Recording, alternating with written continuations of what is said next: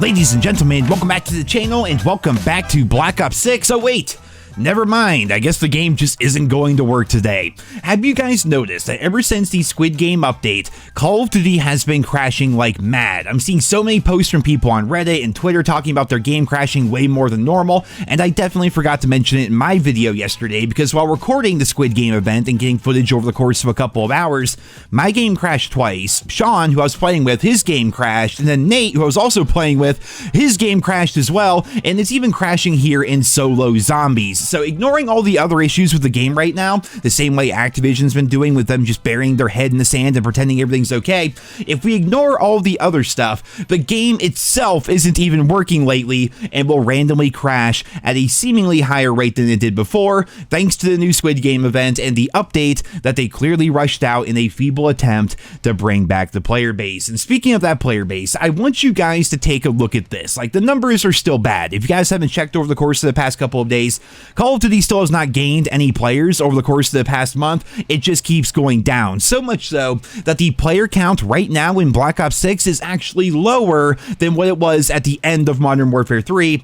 But look at this. No numbers, just a line. This right here, ladies and gentlemen, is the Call of Duty player base from the launch of Black Ops 6 up until this very moment, man. The last time I saw a hill that steep was when we took the family up to Peak and Peak for the weekend. For crying out loud, dude, this looks like a sledding hill. And what have Activision done about it? Absolutely nothing. They put out a paid event collaboration. They nerfed Zombies Directed Mode, which was one of the good things about the game, by the way, and then they just called it a day, essentially. I'm genuinely confused here, guys. It almost seems like they don't mind half their player base leaving and doing so at a record pace. Everything about this new event and this new patch, if you can even call it that, is just so tone deaf, and even Team Rico Chat hasn't said a peep since they first announced that fixes would be coming in Season 2 and Season 3.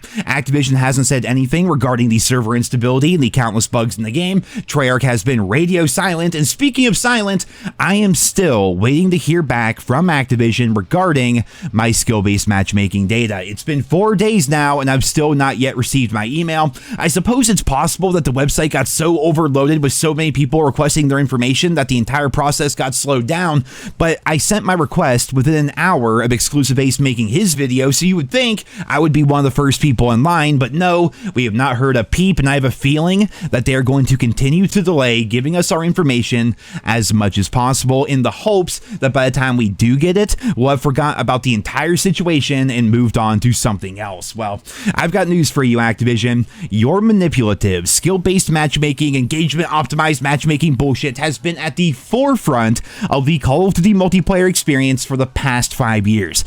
We are not going to forget about it. This entire algorithm has systematically destroyed the Call of Duty franchise, and so when we're able to pick it apart, we are going to do so every chance that we can get. There will be no forgetting about our skill-based matchmaking data. We're going to get it one way or another, and what's really creepy about this is it seems like Activision have almost been shadow influencing the narrative around their game since all of this started happening. You guys know me, obviously. I've been covering the videos here on the channel, the historic downfall that has been Black Ops 6 player retention, but then we have channels like Blame Truth, Exclusive Ace did a video, so many other creators are covering this because it's quite honestly crazy how down bad COD is right now. But what about everyone else? What about the more traditional and quote-unquote mainstream news outlets out there when it comes to this stuff? If we do a quick search of Call of Duty losing players, we see Dexerto, Game Rant, and a couple of other places I've never heard of. If we search Call of Duty sales figures, we then see PC Gamer, Engadget, GameIndustry.biz, IGN, GameSpot, The Washington Post. Why are they not covering what is going on with Call of Duty? Every measurable metric points to Call of Duty losing players, whether it's Steam charts, whether it's Activision basically giving the game away at this point for a month straight, the countless bugs and glitches, all the top YouTube videos, all the major content creators and pro players leaving the game and covering other things instead. The list goes on. And I'm not one for major conspiracy theories, but I do find it odd that these news outlets report when Call of Duty is doing well and breaking records and selling well, but not reporting when the game is performing terribly. If nothing else, I suppose it's a bit of a coinky-dink, don't you guys think? Like, Black Ops 6 has been a train wreck over the course of the past month or so. Nothing is going right. Nothing is working. And what's crazy is Call of Duty has actually, believe it or not, done so many good things over the years, and then they seemingly threw all of that away in favor of the nonsense that we currently see.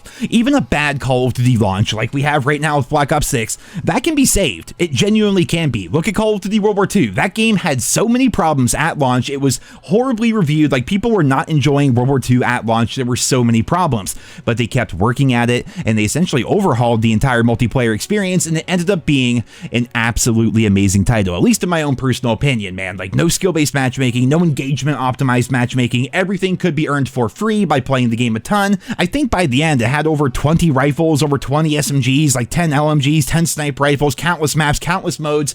It was incredible. I think they had a season pass now that I'm thinking back on it, but in general, the game itself, really bad launch, really amazing by the end, and it could happen again, but I don't see Activision doing that because they've somehow become complacent ever since the Warzone and skill-based matchmaking era started. They stripped away everything that made the older Call of Duty games good in favor of rigging your matchmaking, trying to force you to have fun by rigging your matchmaking, monetizing everything, and then letting AI just essentially handle the rest. And the one saving grace for us as the players is that it's finally backfiring, man. The player base is leaving and Activision's hand is being forced. The only question is, what, if anything, are they going to do about this situation? Like, something's going to have to happen, right? Like, the launch of the game, it's like anything, right? Like, the launch of the game is always going to be the peak, and then probably like season one, season one's gonna be another peak, but eventually, interest in the current COD, especially with it being a yearly cycle, season two is not gonna be as popular as season one. It just isn't. Unless they do something like ridiculously crazy, it just usually isn't going to be. Season 4 is not gonna be as crazy as season 1.